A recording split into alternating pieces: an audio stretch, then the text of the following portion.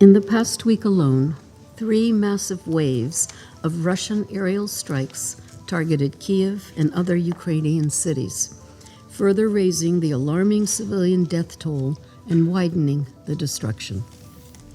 Overnight, on 8 July, missile and drone attacks were reported in Kyiv, Kharkiv, Odessa, causing civilian casualties.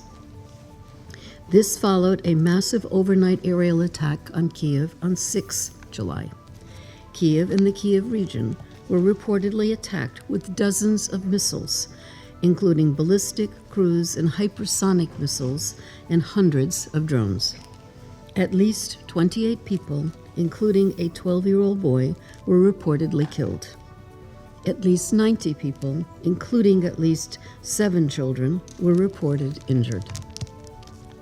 This brutal attack came only days after one of the deadliest assaults on Kyiv since the start of the war.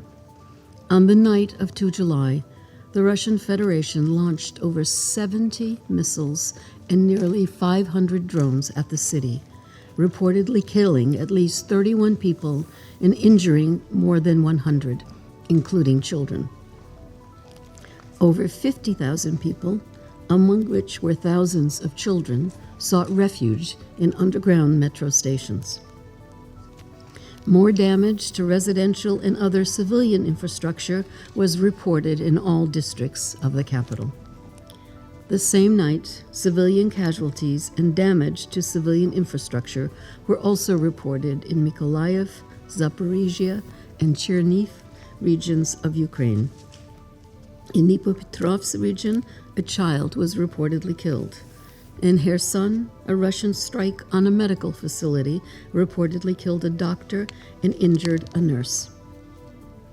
These attacks show a clear pattern. They targeted urban centers with large civilian populations and destroyed or severely damaged residential buildings, with devastating consequences for the people living there. We condemn these attacks in the strongest terms. My colleague from the Office for the Coordination of Humanitarian Affairs, Enrique Ratwate, will provide further details of the worsening humanitarian impact of the attacks. Mr. President, the escalation of the war continues to harm civilians living in territories of Ukraine under temporary occupation of the Russian Federation. On 3 July, at least 5 civilians were reportedly killed and 21 injured in a drone attack on a central market in the occupied city of Tokmak in the Zaporizhia region of Ukraine. In the Russian-occupied Autonomous Republic of Korea, an alleged Ukrainian strike on 6 July reportedly killed 1 person and led to widespread power cuts across the peninsula. Russian occupying authorities have declared a state of emergency in Ukraine's Autonomous Republic of Crimea and the city of Sevastopol due to fuel and water shortages. Inside the Russian Federation, Ukraine has continued drone attacks on oil, industrial, and military infrastructure.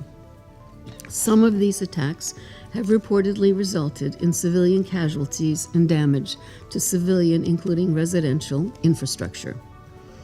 In one such incident, on 2 July, local Russian officials reported that 1 person had been killed as a result of an alleged Ukrainian drone attack in the Belgorod region.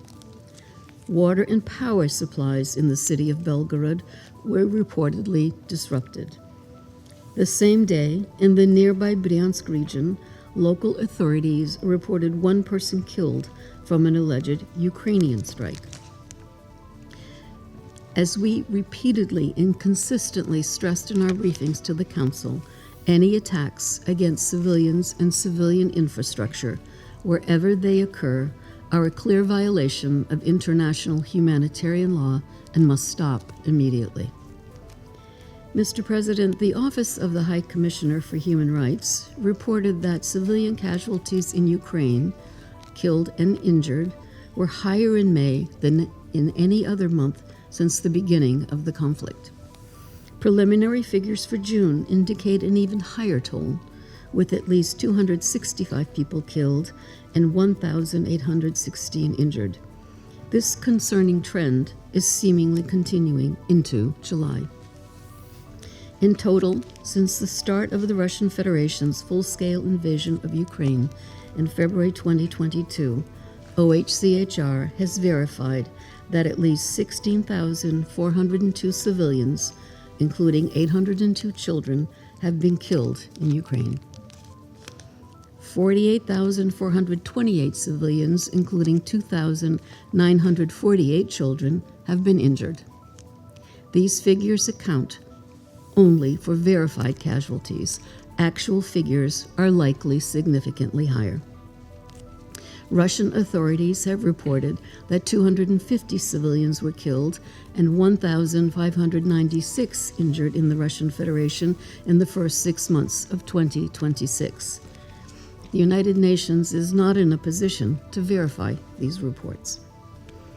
Mr. President, civilians in territories of Ukraine under the temporary occupation of the Russian Federation continue to be subjected to alleged widespread and systematic human rights violations by the occupying authorities. According to the Secretary General's recent report on the situation of human rights in the temporarily occupied territories of Ukraine, including the Autonomous Republic of Crimea and the city of Sevastopol, Russian authorities continue to violate international humanitarian and human rights law. The report refers to severe restrictions of freedom of expression and opinion, with occupying authorities imposing administrative fines or prison sentences on residents for criticizing them or expressing pro-Ukrainian opinions or using pro-Ukrainian symbols.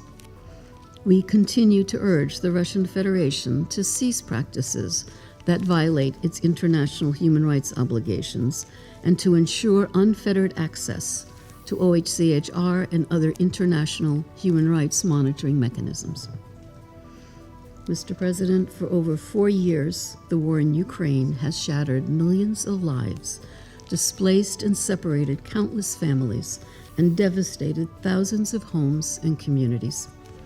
This war continues to undermine international law and erode regional peace and security. Its consequences continue to inflict a devastating toll and a higher cost for all concerned, with Ukrainian civilians bearing the brunt. There are no military solutions that could bring about lasting peace.